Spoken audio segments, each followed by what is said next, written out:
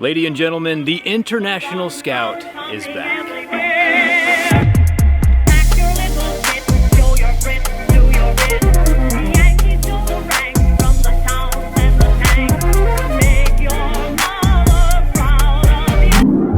Meet the International Scout, Australia's newest, most advanced, go-anywhere, four-wheel drive runabout. The International Scout was made by a tractor company back in 1960. Called the International Harvester, the Scout was made to compete with the Jeep and performed really well, selling over 500,000 vehicles. And now they're coming back as all-electric vehicles with an optional gas generator option that I'll get to in a second. We have two vehicles today. We have the Scout Traveler, which is an SUV, and the Scout Terra, which is an electric truck. Let's start with the Traveler. Right off the bat, the first thing I'm noticing is the massive cabana, one of the largest sunroofs I've ever seen in an SUV. I see the Scout Traveler fitting in the same outdoor family as like the Broncos and the Jeeps, with a spare tire on the rear and enough internal space to fit a piece of plywood, width-wise at least. The back hatch is a split gate with a tire carrier on the rear that holds a full-size 35-inch spare tire. The charge port is the NACS standard and has an additional 3 outlets inside the same flap, with 3 additional 120-volt plugs on the inside. Down here at the bumper we have tow hooks, as well as I really appreciate that the bumper and these lower panels are all removable and replaceable, so if you are off-roading and something gets damaged, it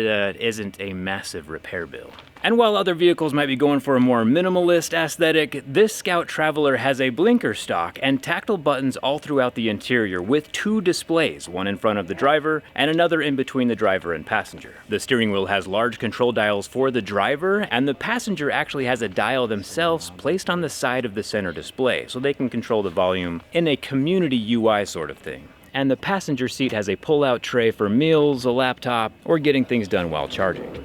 Speaking of charging, that brings us to what really sets the Scout vehicles apart from anything else on the market right now. The Scout vehicles have an option called the Harvester, which is an onboard gas generator that extends the range from 350 miles all the way up to 500 miles. Still utilizing the electric motors and the battery underneath, the gas generator is just recharging the battery. Both vehicles, the Terra and Traveler, are 4-wheel drive, have a solid rear axle, can climb 100% grades, and have a 0 to 60 of 3.5 seconds, and built for off-roading. They both have a rugged, retrally futuristic design.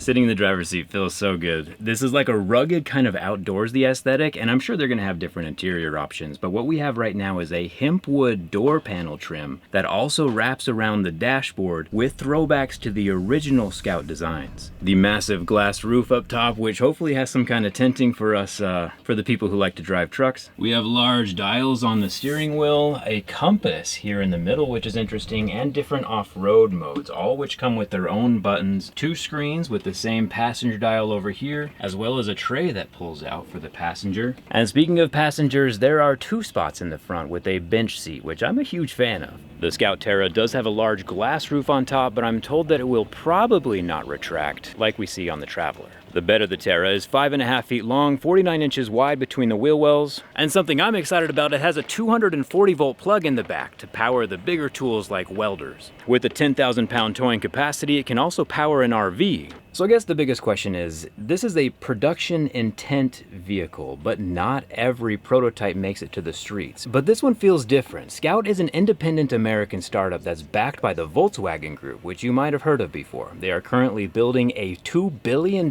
factory in South Carolina with the goal of producing 40 vehicles an hour, or 200,000 vehicles a year, starting in 2027. The lower trims are starting at $50,000, give or take, and I think 2027 is optimistic and $50,000 is ambitious, but I am really excited to see these out on the road. These are going to be super fun to drive. Pre-orders are now open, a refundable $100. Hold your spot in line. I'll leave a link down in the description. And it's fun seeing American startups building in America and doing fun American things. If you have any questions, leave them down in the comments, and thanks a ton for watching. I'll see you around.